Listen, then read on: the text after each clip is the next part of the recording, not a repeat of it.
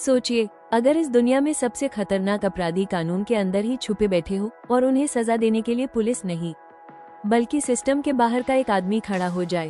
एक ऐसा इंसान जो दिखने में शांत है लेकिन जब फैसला करता है तो पूरा तंत्र हिला देता है। ये कहानी है एक ऐसे बीकीपर की जो सिर्फ मधुमक्खियों की नहीं, पूरी सोसाइटी की रक्षा करता है। और जब छत्ता खतरे में हो तो बीकीपर डंक मारने से नहीं डरता। शुरुआत एक शांत जिंदगी। फिल्म की शुरुआत होती है एक शांत फार्म हाउस से।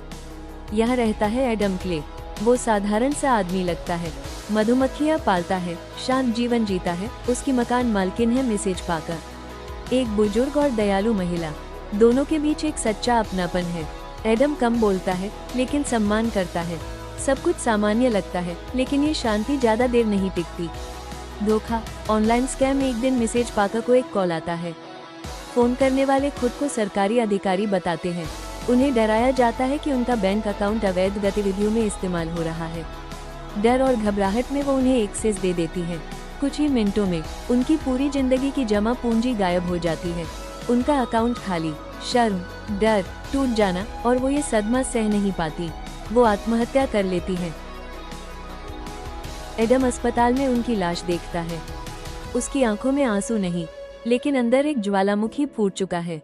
असली पहचान, मैं वापस आ रहा हूँ। एडम एक पुराना फोन निकालता है, एक नंबर डायल करता है और बस इतना कहता है, मैं वापस आ रहा हूँ। यही खुलासा होता है, एडम सिर्फ मधुमक्खियां पालने वाला आदमी नहीं है। वो एक गुप्त संगठन का हिस्सा था। नाम था बीकीपर्स। उनका काम था जब सिस्टम भ्रष्ट हो जाए तो उसे साफ करना। मधुमक्खियों का छत्ता यानी समाज, और बीकीपर का काम छत्ते की रक्षा। पहला हमला, कॉल सेंटर का अंत। एडम उस स्कैम कॉल सेंटर का पता लगाता है। वह अकेला अंदर घुसता है।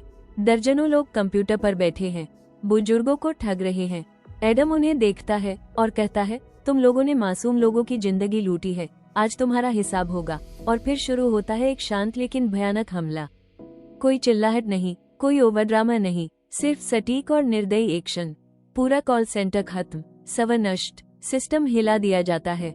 बड़ा खुलासा, असली मास्टरमाइंड जांच में पता चलता है ये कोई छोटा गिरोह नहीं, इसके पीछे एक अरबपति कारोबारी है। और चौंकाने वाली बात, उसका बेटा सीधे इस स्कैम से जुड़ा है, और वो बेटा देश के राष्ट्रपति का बेटा है।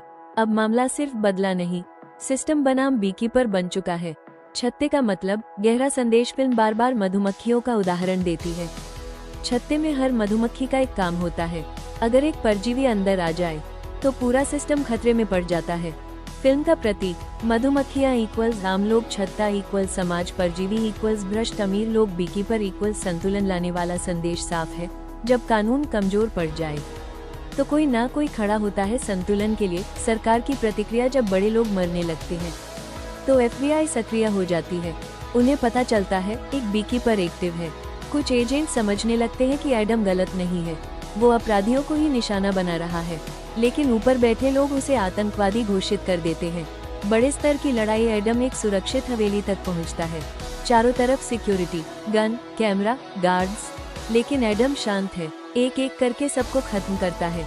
वो कहता है, तुम चोरों की रक्षा करते हो, मैं छत्ते की रक्षा करता हूँ। अंतिम लक्ष्य, राष्ट्रपति का बेटा। राष्ट्रपति का बेटा अहंकारी है, उसे लगता है वो कानून से ऊपर है। एडम उसके सामने खड़ा होता है, धीरे से कहता है, तुमने मेहनतकश लोगों की जिंदगी लूटी है, तुम समाज के लिए जहर हो। और फिर न्याय होता है। अंत एडम अपना मिशन पूरा करता है। कोई इंटरव्यू नहीं, कोई मेडल नहीं, वो चुपचाप वापस अपनी मधुमक्खियों के पास लौट जाता है। छत्ता सुरक्षित है, बीकीपर ने अपना काम कर दिया। फिल्म का असली संदेश, ये फिल्म सिर्फ एक्शन नहीं है, ये बताती है बुजुर्गों के साथ ऑनलाइन फ्रॉड कितना खतरनाक है, ताकत कैसे भ्रष्ट करती है, और न्याय हमेशा कानून से बड़ा हो सकता है। फिल्म सवाल पूछती है, क्या सिर्फ कानूनी होना ही सही होना है? अगर आपको लगता है कि इस दुनिया में गलत लोग ज्यादा ताकतवर हो गए हैं तो याद रखिए, हर छत्ते का एक बीकीपर होता है। अगर आपको ये पूरी फिल्म की कहानी पसंद आई हो तो चैनल OV मूवी डिकोड को अभी सब्सक्राइब करें, वीडियो को लाइक करें और कमेंट में बताएं अगली कौन सी फिल्म चाहिए। मिलते हैं अगली दमदार कहानी के साथ। तब तक सुरक्षित रहिए, मजबूत रहिए और अपने छत्ते की रक्षा कीजिए।